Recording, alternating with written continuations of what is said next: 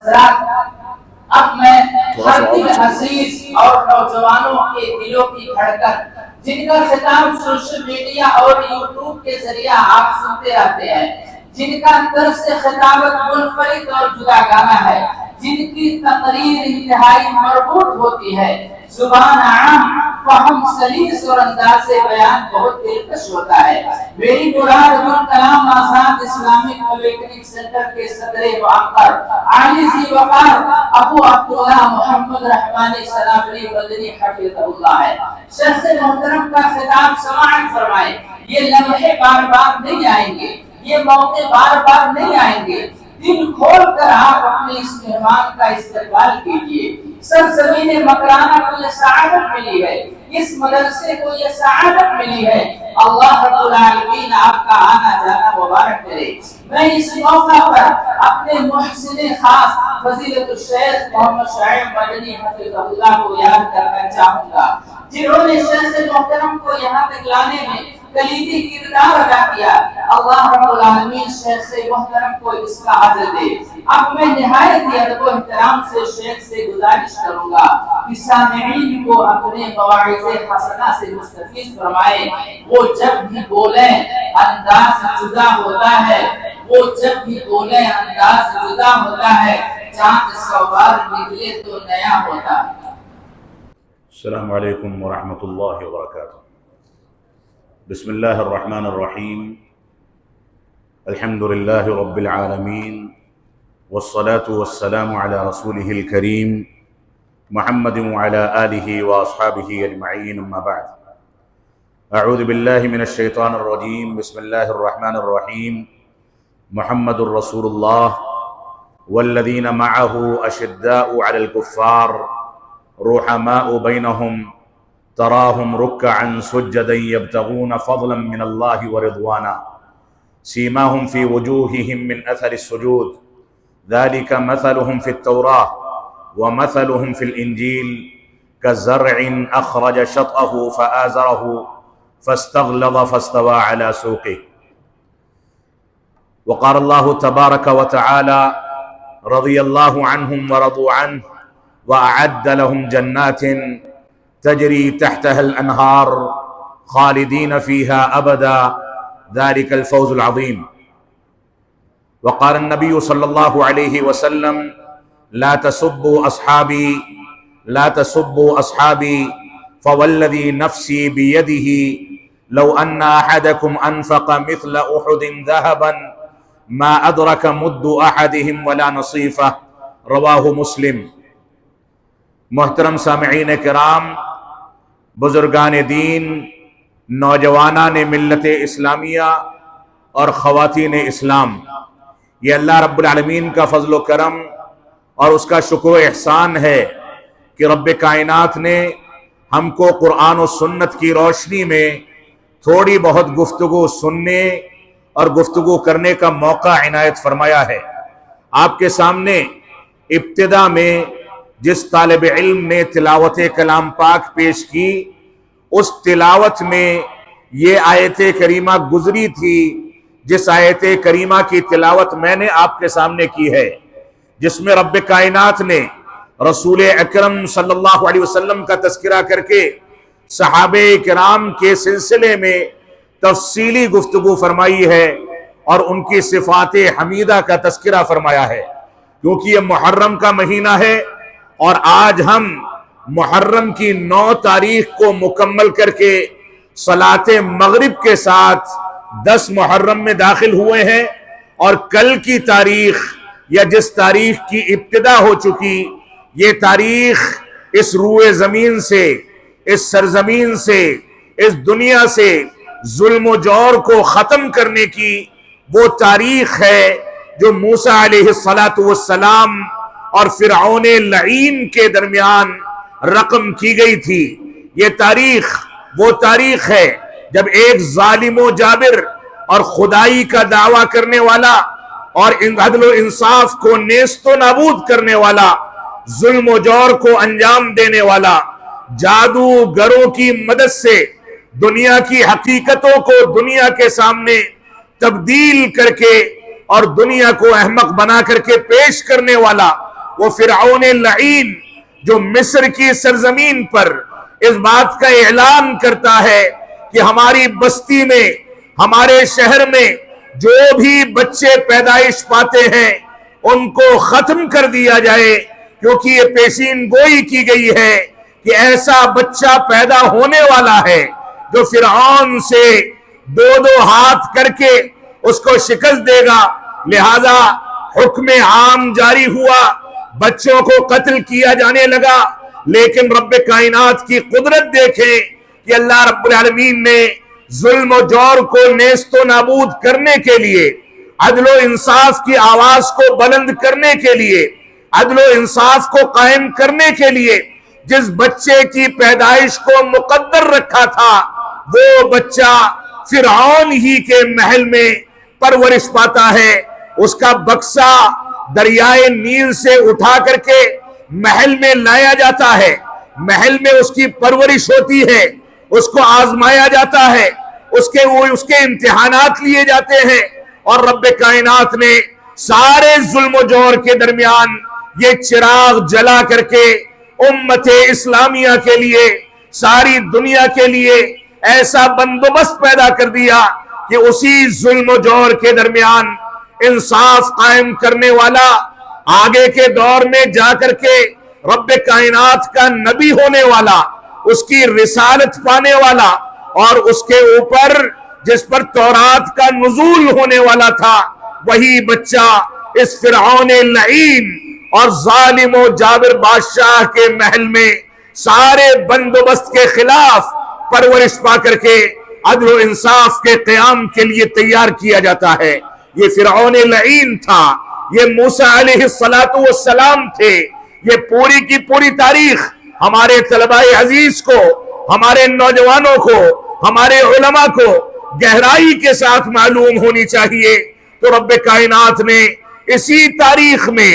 10 محرم کو، محرم الحرام کی 10 تاریخ کو فرعون لعین سے اس دنیا کو نجات دی تھی، اور موسیٰ علیہ السلام کو فتح ملی تھی، اور دریائے نیل میں وہ دریا کے سپرد کر کے ہمیشہ ہمیش کے لیے دنیا کے لیے علامت اور نشانی بنا دیا گیا اور نیست و نابود کر دیا گیا۔ آج بھی اس فرعون لعین کی لاش کو مصر کے میوزیم میں رب کائنات نے سارے کے سارے امکانات کے فقدان کے باوجود وہاں پر رکھا ہوا ہے کہ لوگ دیکھ کر کے اس سے عبرت حاصل کریں، ظلم و جور کی تاریخ کو یاد کیا جائے اور دیکھا جائے کہ ظلم و جور کس طریقے سے دنیا سے نیست و نابود ہوتا ہے، اور عدل و انصاف پنپ کر کے ظلم و جور کے خلاف کھڑا ہوتا ہے اور ظلم و جور کو نیست و نابود کرتا ہے۔ ہماری ذمہ داری ہے کہ اس تاریخ کو یاد کیا جائے۔ تو اسی مناسبت سے میں آپ حضرات کے سامنے صحابہ کرام کی عظمت سے متعلق تھوڑی سی گفتگو کرنا چاہتا ہوں۔ یہی 10 محرم کی تاریخ تھی جب شیعہ حضرات نے حسین رضی اللہ تعالیٰ عنہ کو کربلا کے میدان میں بے وقوف بنا کر کے، غلط بیانی کر کے اور دھوکہ دے کر کے بلایا، اور بلا کر کے وہاں پر شہید کر دیا۔ رسول اکرم صلی اللہ علیہ وسلم کی پیشین گوئی مکمل ہوئی، لیکن یہی حضرات جو آج ماتم کرتے نہیں تھکتے ہیں، گریبان چاک کرتے نہیں تھکتے ہیں، ماتم و شیون کرتے نہیں تھکتے ہیں، جو ماتھا پیٹتے، انگاروں پر چلتے اور اپنے آپ کو زخمی کرتے نہیں تھکتے ہیں، یہی حسین رضی اللہ تعالیٰ عنہ کے وہ قاتل تھے جنہوں نے دھوکہ دے کر کے کربلا کے میدان میں نواس رسول کو اسی 10 محرم کی تاریخ کو شہید کر ڈالا تھا۔ تاریخ پلٹ چکی تھی دنیا کے اندر، دیکھنے والے دیکھتے رہ گئے کس انداز سے نواس رسول کو ظلم و جور کی انتہا کر کے شہید کر دیا گیا۔ ساری امیدیں جو نواس رسول سے وابستہ تھی وہ دھری کی دھری رہ گئی، لیکن نبی آخر الزماں کی پیشین گوئی کو سچائی پانی تھی، وہ سچ ثابت ہونی تھی، لہذا وہ شہادت مکمل ہوئی، رب کائنات نے ان کو مقام عطا فرمایا۔ تو اس 10 محرم کی اس تاریخ کے دوسرے گوشے یعنی حسین رضی اللہ تعالیٰ عنہ کی شہادت سے متعلق جو گوشہ ہے، اس گوشے سے متعلق اگر آپ باریکی سے تاریخ اسلام کا مطالعہ کریں گے، گہرائی کے ساتھ اس کو سمجھنے کی کوشش کریں گے، تو آپ اس نتیجے پر پہنچیں گے کہ آج کے دور میں ایران کے نام سے جو ریاست وجود میں آئی ہے، وہاں جو مذہب اور جو دین پنپتا ہے وہ صحابہ کرام کی توہین، اسلام کی توہین، اسلام کو نیست و نابود کرنے، قرآن مجید کو ناقص قرار دینے، صحابہ کرام کو کافر قرار دینے، اور ایسے ہی رب کائنات اور صحابہ کرام اور انبیاء کرام پر طعن و تشنیع کرنے پر مبنی یہ مذہب، یہ دھرم اور یہ دین جو ایران میں پنپتا ہے، حقیقت میں انہی کے اسلاف نے 10 محرم کو حسین رضی اللہ تعالیٰ عنہ کو شہید کیا، اور آج یہی ماتم مناتے ہیں، صحابہ کرام کو زد و کوب کرتے ہیں، صحابہ کرام پر لعن طعن کرتے ہیں، صحابہ کرام کی جانب غلط انداز کی روایتیں منسوب کر کے اسلامی تاریخ کو نیست و نابود کرنے اور اس کے حقائق کو بدلنے کی سعی کرتے ہیں۔ لہذا ہم اس بات کو بھی سمجھ سکیں کہ 10 محرم سے یہ تاریخ کا دوسرا گوشہ جو وابستہ ہے، اس کی آڑ میں صحابہ کرام کو برا بھلا کہنے، کافر قرار دینے اور گالیاں دینے کا جو رواج وہاں سے شروع ہوا، 61 ہجری میں 10 محرم کو حسین رضی اللہ تعالیٰ کو شہید کیا گیا، اور اس کے بعد تاریخ گزرتی رہی۔ ایک دور ایسا آیا کہ کوفہ کی جامع مسجد پر تختیاں لٹکا دی گئی، لوحے نصب کر دیے گئے کہ فلاں فلاں صحابہ کرام کو، معاویہ کو، فلاں کو، فلاں کو اس انداز سے لعن طعن کیا جائے اور ان کو گالیاں دی جائیں، اس کے صیغے لکھ دیے گئے، اس کی تربیت دی گئی، یہ ساری کی ساری خرافاتیں ہوتی رہی۔ تو 10 محرم کی تاریخ بدقسمتی سے اسلام کو نیست و نابود کرنے، صحابہ کرام کو برا بھلا کہنے، ان کو گالیاں دینے، ان کو اسلام سے خارج قرار دینے کی اس تاریخ سے بھی یہ تاریخ وابستہ ہے، جس سے ہم کو چوکنا رہنے کی ضرورت ہے۔ اور آپ اس بات کو سمجھ لیں، اس روئے زمین پر، اس دنیا میں جتنی بھی باطل طاقتیں ہیں، وہ سب سے پہلے اس بات کی کوشش کرتی ہے کہ اسلام کو اگر وہ متہم نہ کر سکے، رب کائنات کو اگر وہ گالیاں نہ دے سکے، رسول اکرم صلی اللہ علیہ وسلم پر اگر وہ لعنتیں نہ بھیج سکے، قرآن مجید اور دوسرے شاعر کو اگر ڈائریکٹلی وہ نیست و نابود نہ کر سکے، تو ان کا سب سے بڑا حربہ یہ ہوتا ہے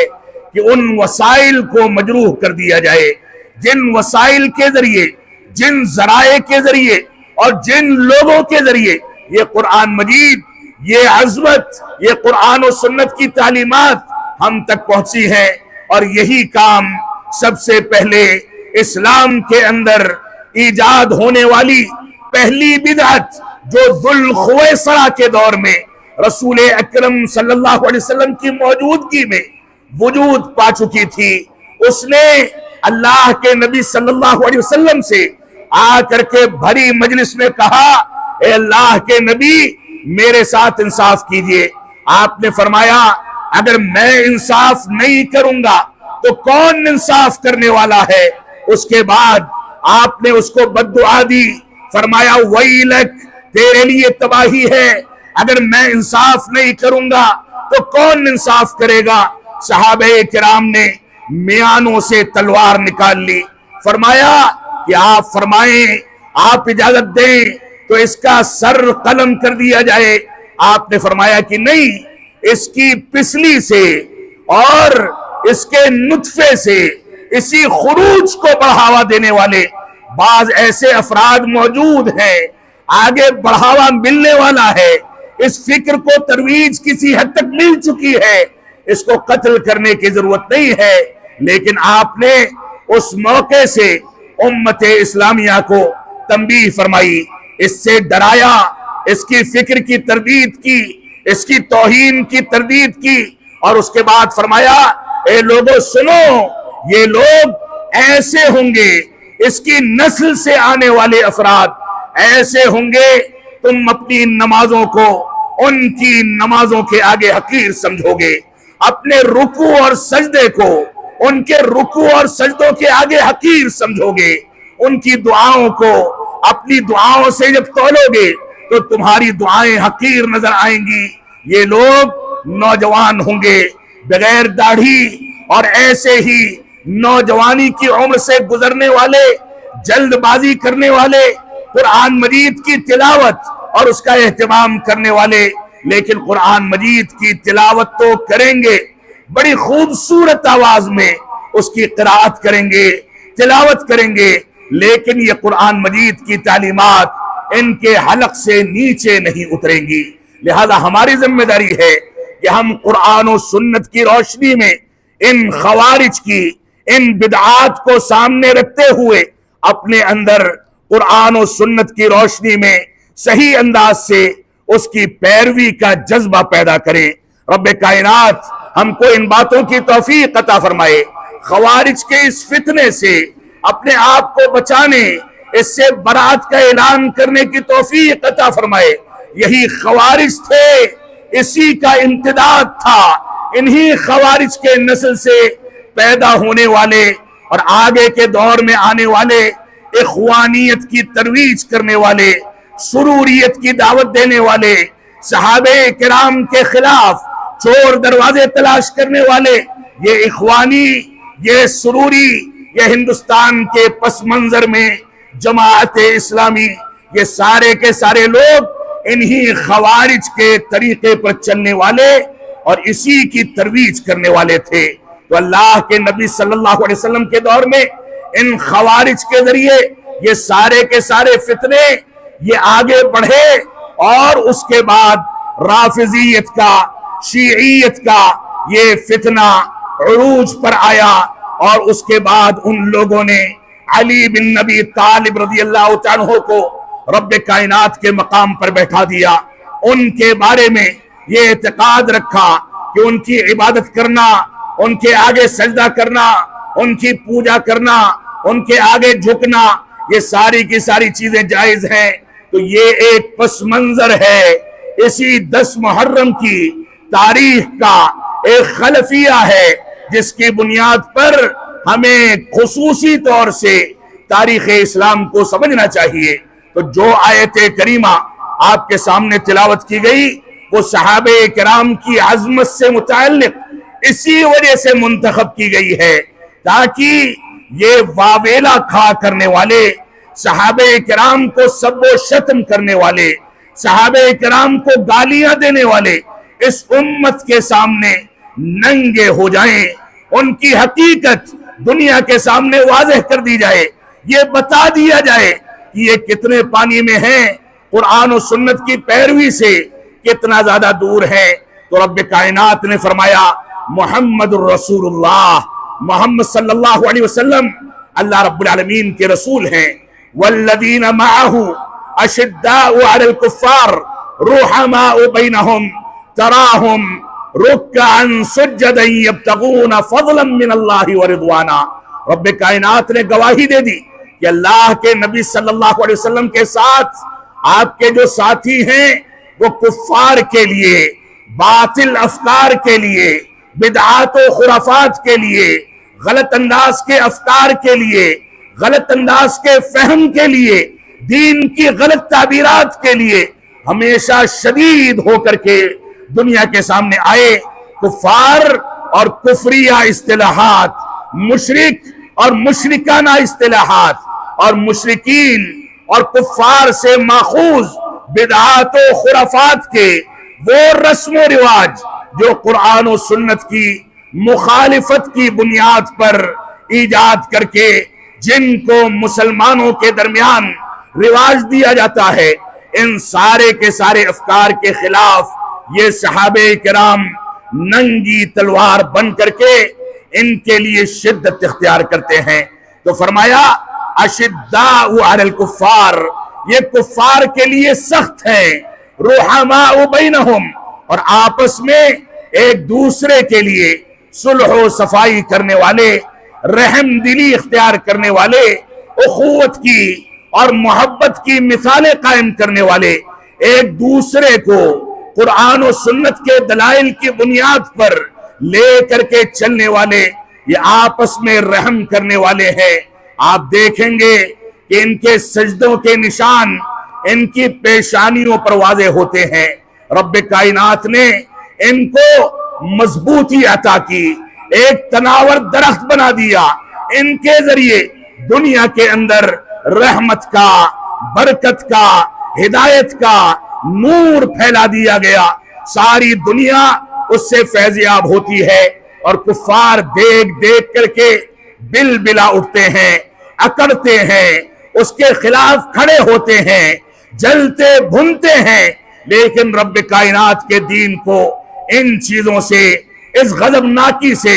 کوئی فرق نہیں پڑنے والا۔ دوسری آیت کریمہ جو آپ کے سامنے تلاوت کی گئی، اس میں رب کائنات نے ارشاد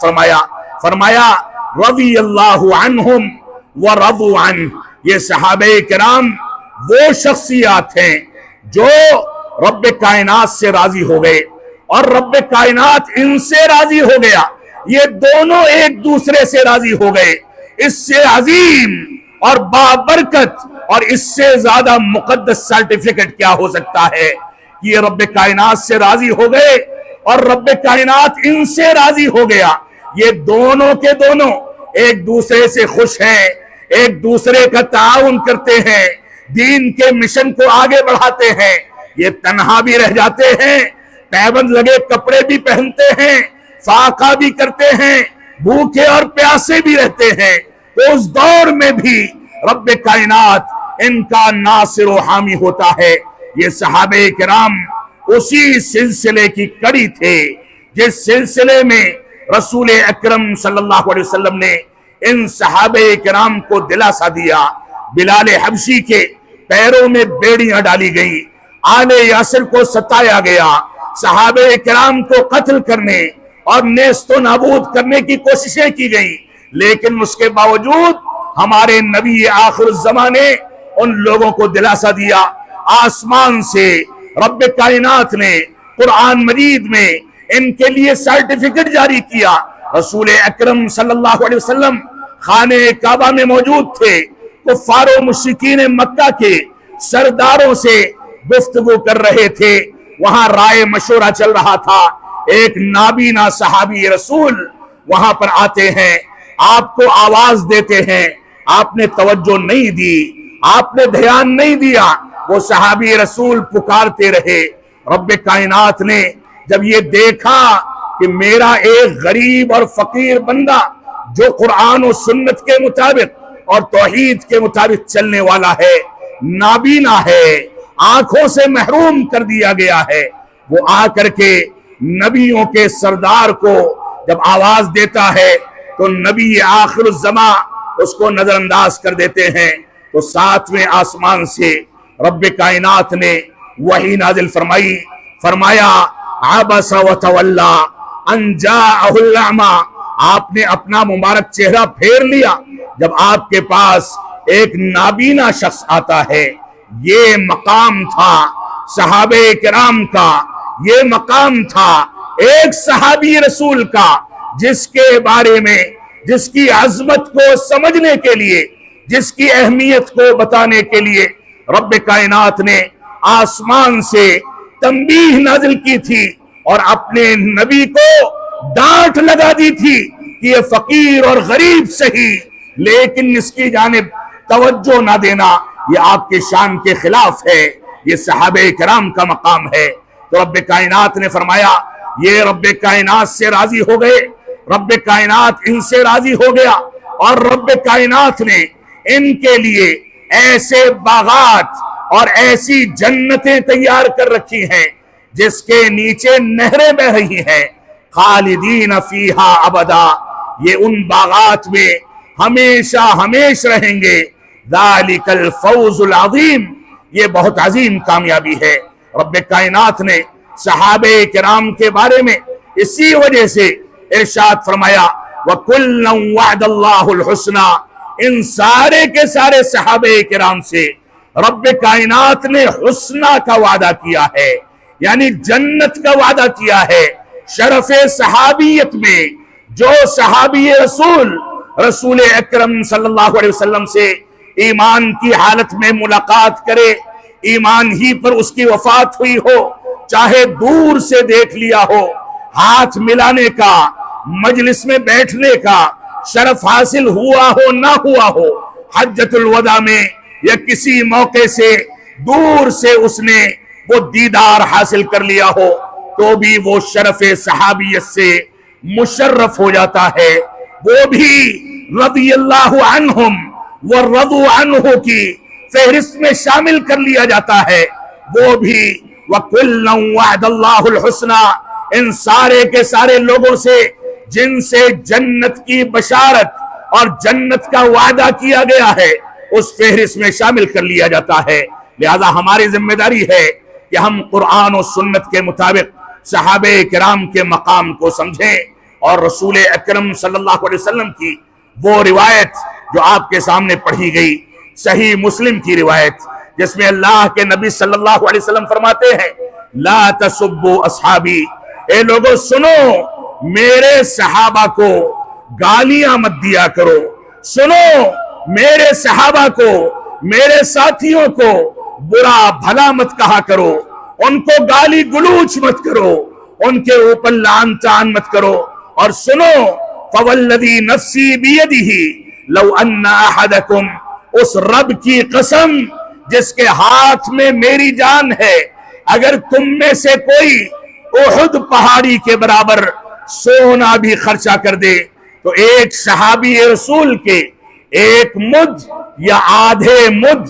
عام صدقے کے برابر بھی نہیں پہنچ سکتا ہے. یہ مقام ہے، یہ شرف صحابیت ہے. لہذا ہمیں اس مقام کو، اس شرف کو، اس عظمت کو سمجھ کر کے چلنا چاہیے. اللہ کے نبی صلی اللہ علیہ وسلم فرماتے ہیں، صحیح مسلم کی ایک اور روایت ہے، فرمایا النجوم امانۃ للسماء، اے لوگوں سنو یہ ستارے، یہ جو چاند کے بعد تم چاند کے ساتھ تم ستارے دیکھتے ہو، یہ ستارے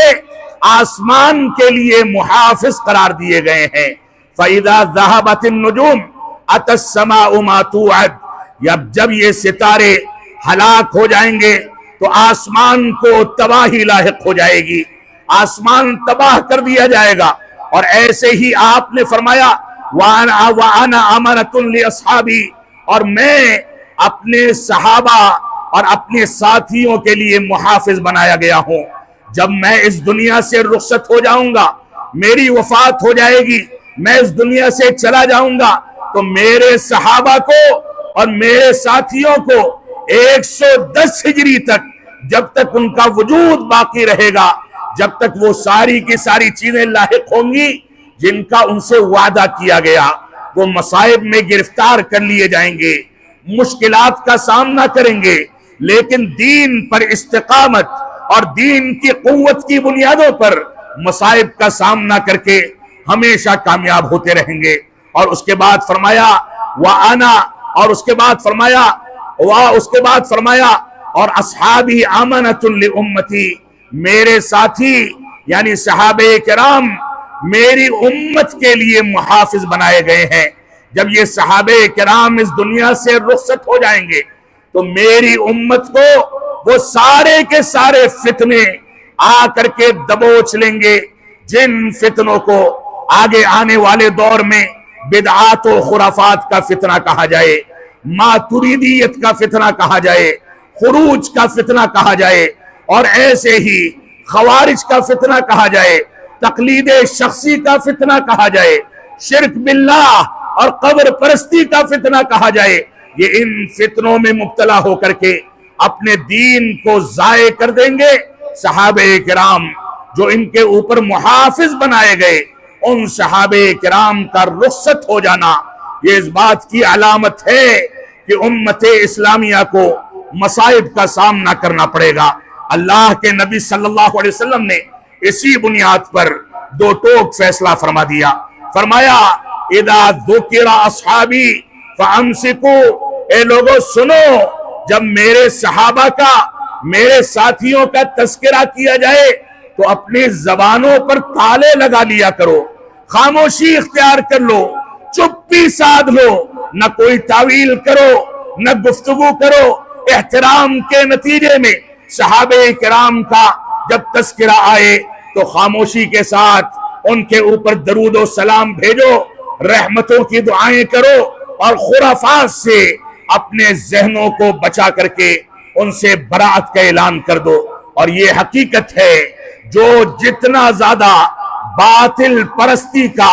ہم نوا ہے، جو جتنا زیادہ بطلان کا ساتھ دینے والا ہے، جو جتنا زیادہ قرآن و سنت سے دور ہے، جو جتنا زیادہ فہم سلف صالحین سے دور ہے، وہ اتنا زیادہ صحابہ کرام کے اوپر لعن طعن کرتا ہے، ان کے بارے میں غلط نظریات اختیار کرتا ہے۔ ایک جانب آپ دیکھیں، صوفیہ کو دیکھ لیں، تقلید شخصی کے حاملین کو دیکھ لیں، جب ان لوگوں نے اسلامی ذخیروں میں اس بات کا مشاہدہ کیا کہ اسلامی ذخائر میں ایسی روایتیں موجود ہیں جو ان کے مسلک کے مخالف ہیں، تو ان لوگوں نے ان صحابہ کرام کو منتخب کیا جو صحابہ کرام ان روایتوں کو نقل کرنے والے ہیں، اور ان صحابہ کرام کو متہم کر دیا۔ کسی نے ابو ہریرہ رضی اللہ تعالیٰ عنہ جو کہ فقیہ امت تھے، ان کو غیر فقیہ کہہ کر کے اپنے مسلکی تعصب کے نتیجے میں ان کو مجروح قرار دے دیا۔ کسی نے خلافت و ملوکیت کے بہانے سے بنو امیہ پر ملوکیت کا اتہام لگا کر کے غلط انداز کی چیزیں منسوب کی، اور خلافت و ملوکیت کے بہانے سے غلط انداز کی خرافات کو امت اسلامیہ میں رواج دیا۔ یہ سارے کے سارے فتنے صحابہ کرام کی عظمت و جلالت اور صحابہ کرام کے منہج کو بنیاد بنا کر کے اس دنیا کے اندر رواج دیے گئے۔ جو جتنا زیادہ باطل پر تھا وہ صحابہ کرام کے منہج سے اتنا زیادہ دور تھا۔ اور آج کے دور میں اگر آپ متعاملین کے فتنے کو دیکھیں،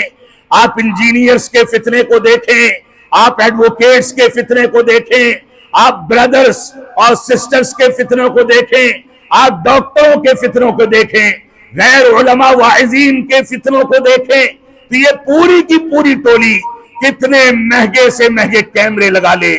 قیمتی سے قیمتی اسپیکرز استعمال کر لے، بہترین سے بہترین مائک کا استعمال کر لے، ان کی ٹی آر پی کروڑوں اور کھربوں میں پہنچ جائے، لیکن ان کا ناطقہ قرآن و سنت کی آیتوں کے نمبر بتانے اور وہیں تک محدود رہتا ہے۔ یہ سلف صالحین کے فہم سے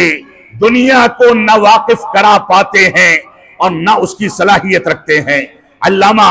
ابن القیم رحمت اللہ علیہ نے اسی بنیاد پر ارشاد فرمایا ہے، منحرفین کے بارے میں، انحراف اختیار کرنے والوں اور گمراہی کے راستے اختیار کرنے والوں کے بارے میں علامہ ابن القیم رحمت اللہ علیہ فرماتے ہیں کہ یہ منحرفین، یہ گمراہ لوگ یقولون بالکتاب والسنہ، یہ قرآن و سنت کی باتیں کرتے ہیں، یہ کہتے ہیں کہ رب کائنات نے ایسا فرمایا، یہ کہتے ہیں کہ رسول اکرم صلی اللہ علیہ وسلم کا یہ فرمان ہے، لیکن یہ سلف امت کے اقوال کو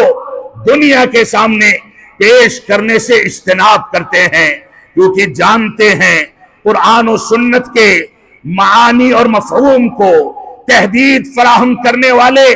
علماء اسلاف کے اقوال، اس کو صحیح رنگ دینے والے اسلاف امت کا فہم اور شعور رکھنے والوں کے اقوال جب پیش کیے جائیں گے تو ان کا گورکھ دھندا، ان کا ٹی آر پی، ان کا مال و دولت کمانے کا طریقہ، لوگوں کو بے وقوف بنانے کا طریقہ، یہ سب کا سب دھرا رہ جائے گا۔ لہذا ہمارے لیے راہ ہدایت اسلاف امت کی پیروی میں ہے۔ جب تک قرآن و سنت کو اسلاف امت کے اقوال سے محدود نہ کیا جائے، اس پر وہ بندھن نہ باندھ دیا جائے جس بندھن کے ذریعے رب کائنات نے دین اسلام کو تحفظ فراہم کیا، جب تک اس کے اوپر وہ بندھن نہ باندھ دیا جائے جو بندھن باندھنے والے رب کائنات سے راضی تھے اور رب کائنات ان سے راضی تھا، جو بندھن باندھنے والے مجموعی طور پر جنت کی بشارتیں لے کر کے اس دنیا سے رخصت ہوئے، وہ بندھن نہ باندھا جائے جب تک دین اسلام کو تکمیل نہیں مل سکتی، مکمل نہیں کیا جا سکتا۔ لہذا ہماری ذمہ داری ہے کہ ہم ان چیزوں کو لے کر کے چلیں۔ تو فرمایا اذا ذکر اصحابی فامسکو، جب میرے ساتھیوں کا تذکرہ کیا جائے تو خاموشی اختیار کر لو، اپنی زبانوں کو تالے لگا دو، چون چرا کی، اعتراض کرنے کی، نقطے نکالنے کی، بال کی کھال نکالنے کی، غلط انداز کے اسالیب اختیار کرنے کی، اشارے کر کر کے، انگلیاں اٹھا کر کے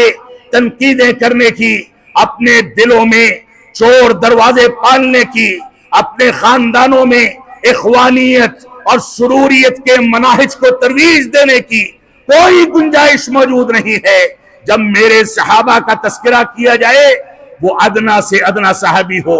اعلیٰ سے اعلیٰ مقام پر فائز ہو، عشر مبشرہ میں سے ہو،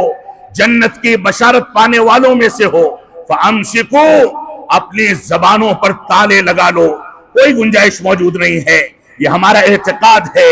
ہمارا ایمان ہے، ہمارا اسلام ہے، ہمارا منہج ہے، ہمارا اعتقاد اور یقین ہے، ہمارا دھرم ہے، ہمارا دین ہے کہ صحابہ کرام کا تذکرہ آ جائے تو آپ خاموش ہو جائیں، کسی انداز کی چون چرا نہ کریں، کوئی اعتراض نہ کریں۔ اعتراض کرنے والا یہ زندیق اور بددین ہے، اعتراض کرنے والا یہ منافق ہے، اعتراض کرنے والا دین اسلام سے خارج ہے۔ امام احمد بن حنبل رحمت اللہ علیہ فرماتے ہیں، جب تم دیکھو کہ کوئی شخص صحابہ کرام پر تنقید کرتا ہے تو فوراً برجستہ طور پر اس کے اسلام کو متہم کر دو، اتہام لگانے میں دیری نہ کی جائے بلکہ اس کو متہم کر دیا جائے۔ اور اللہ کے نبی صلی اللہ علیہ وسلم نے ایک اور مقام پر فرمایا، من سب اصحابی فعلیہ لعنت اللہ والملائکۃ والناس اجمعین، جس نے میرے صحابہ کو گالیاں دی، جس نے میرے صحابہ کو اور ساتھیوں کو برا بھلا کہا، اس کے اوپر رب کائنات کی، فرشتوں کی اور پوری کی پوری انسانیت کی لعنت ہے۔ سارے لوگ ان کو ملعون کرتے ہیں، لعنت بھیجتے ہیں۔ طبرانی کی یہ روایت ہے اور علامہ البانی رحمت اللہ علیہ نے اس کو سلسلے صحیحہ کے اندر صحیح قرار دیا۔ لہذا صحابہ کرام کو برا بھلا کہنا یہ زندیقیت ہے، بددینی ہے، یہ دین سے خروج ہے، یہ اسلام سے خروج ہے۔ ہم کو اس انداز کے عناصر سے اپنے آپ کو بچانا ہے۔ صحابہ کرام کے اعتراض کے صحابہ کرام پر اعتراض کرنے کا مطلب یہ ہے کہ ہم نے رب کائنات کے انتخاب پر اعتراض کر دیا۔ اللہ رب العالمین کے بارے میں ایک حدیث میں ملتا ہے، اختارہم اللہ لصحبت نبیہ، کہ رب کائنات نے ان صحابہ کرام کو اپنے نبی کی صحبت اور نبی کی دوستی کے لیے ان کا بذات خود انتخاب فرمایا۔ اگر ہم ایک ادنا سے ادنا صحابی رسول پر بھی تنقید کرتے ہیں تو گویا ہم مکمل اسلام پر تنقید کرتے ہیں، گویا ہم رب کائنات کے انتخاب پر تنقید کرتے ہیں، گویا ہم قرآن و سنت کو مجروح کرتے ہیں، دین اسلام کو مجروح کرتے ہیں۔ ہماری ذمہ داری ہے کہ دین اسلام کو تحفظ فراہم کرنے کے لیے ان صحابہ کرام کے تقدس کو، ان کی عظمت کو، ان کے فضائل کو تسلیم کیا جائے اور اس کو دل و جان سے تسلیم کر کے اس کو تسلیم کر لیا جائے، مان لیا جائے۔ صحابہ کرام دین اسلام کو دنیا کے سامنے پیش کرنے والے وہ ذریعہ اور سبب تھے،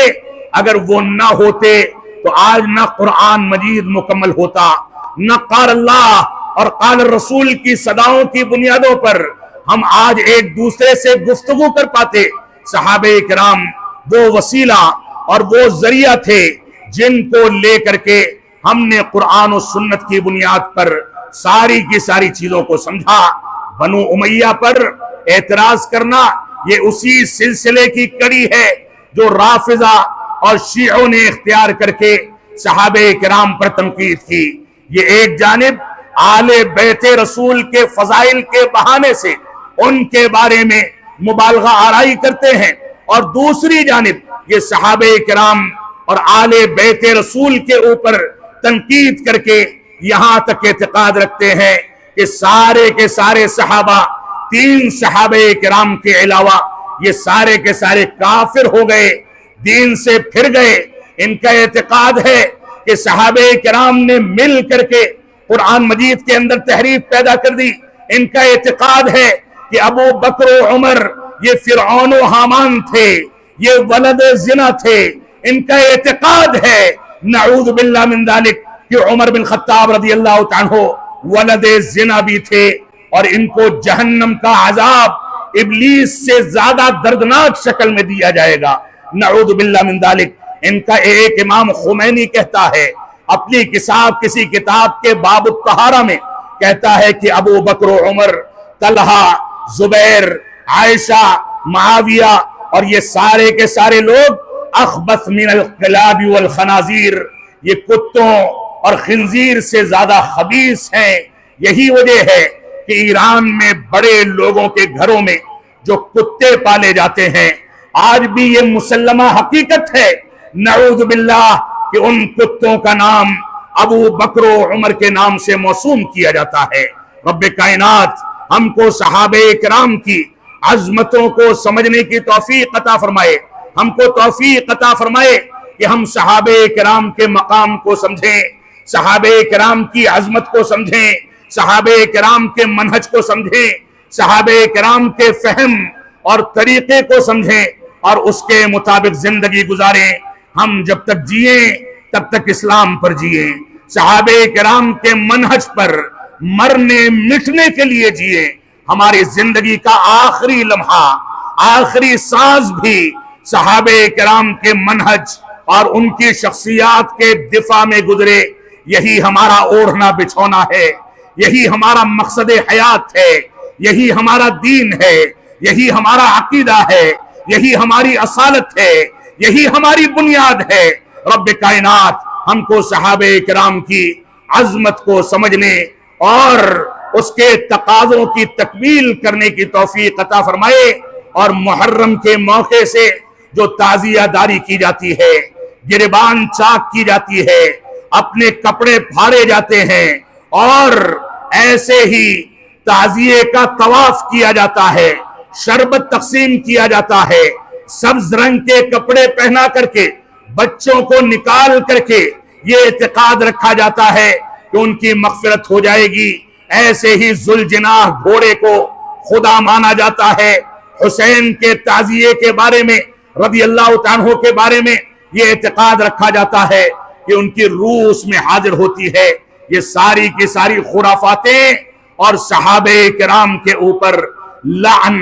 اور طعن کرنے کی مختلف شکلیں ہیں۔ رب کائنات ہم کو کل کی تاریخ میں یعنی 10 محرم کو اس انداز کے ریت رواج سے برات کا اعلان کرنے، عداوت کا اعلان کرنے کی توفیق عطا فرمائے۔ رب کائنات ہم کو توفیق عطا فرمائے کہ ہم صحابہ کرام کے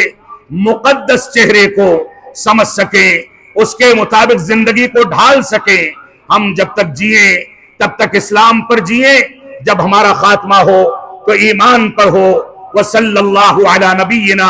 محمد وعلی آلہ وصحبہ وسلم، والسلام علیکم ورحمۃ اللہ وبرکاتہ۔ صحابہ کرام کی عظمت، ان کے تقدس کو سمجھا رہے ہیں، اور یقیناً جتنے بھی فرقے بنے اور جتنے بھی فرقے اٹھے، ان سب نے صحابہ کرام کی توہین کی اور ان کی عظمت کا کھلواڑ کیا، جس کی وجہ سے وہ دین اسلام سے دور ہو گئے۔ اس وقت ایک نیا فتنہ جو اٹھا اور ہمارے اکثر مسلمان جانے انجانے میں ان لوگوں کو صحیح قرار دے رہے ہیں جو صحیح معنوں میں صحابہ کرام کے قاتل ہیں اور ان سے بغض رکھنے والے ہیں. بہت سارے مسلمان ان کو اس وقت اپنا ہیرو سمجھ رہے ہیں جو حقیقت میں صحابہ کرام کے نقش قدم پر چلنے والے نہیں ہیں بلکہ ان کے منہج سے انحراف کرنے والے ہیں. موضوع کو سمجھنے کی ضرورت ہے اور صحابہ کرام کی عظمت کو پہچاننے کی ضرورت ہے. یہی ہمارا منہج ہے. صحابہ کرام سے محبت ہمارے دین و ایمان کا حصہ ہے اور صحابہ کرام سے نفرت کرنا اور ان سے بغض و عناد رکھنا یہ منافقوں کا شیوا ہے اور کبھی بھی دین اسلام کی سچائی کو اس کی حقیقت کو نہیں حاصل کر سکتے. میں شیخ محترم کا شکریہ ادا کرتا ہوں کہ جنہوں نے بہت ساری ذمہ داریوں کے باوجود ہمارے لیے وقت نکالا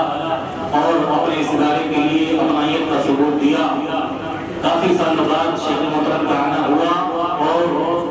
دعوتی اعتبار سے شاید پہلی مرتبہ آنا ہوا ہے اور انشاءاللہ شیخ محترم سے امید کریں گے کہ وہ گاہے بغائے اپنے اس ادارے کی زیارت کرتے رہیں گے. پچھلے کچھ دنوں سے شیخ محترم سے رابطے میں ہوں. شیخ محترم نے جو رہنمائی کی ہے اس کی روشنی میں نے خود اپنی زندگی میں فائدہ اٹھانے کی کوشش کی اور جو فتنے راجستھان میں اٹھ رہے تھے ان کو دبانے کی کوشش کی. یقیناً جب بھی شیخ محترم سے ملاقات ہوتی ہے تو فتنوں کے تعلق سے ہماری نشاندہی کرتے رہتے ہیں اور ان سے متنبع کرتے رہتے ہیں اور انشاءاللہ شیخ محترم کی یہی اگر رہنمائی رہی تو انشاءاللہ آنے والے دنوں میں راجستھان میں ان فتنوں سے لوگوں کو بچانے کی کوشش کی جائے گی. اللہ رب العالمین ہم سب کو شیخ محترم کی باتوں پر عمل کرنے والا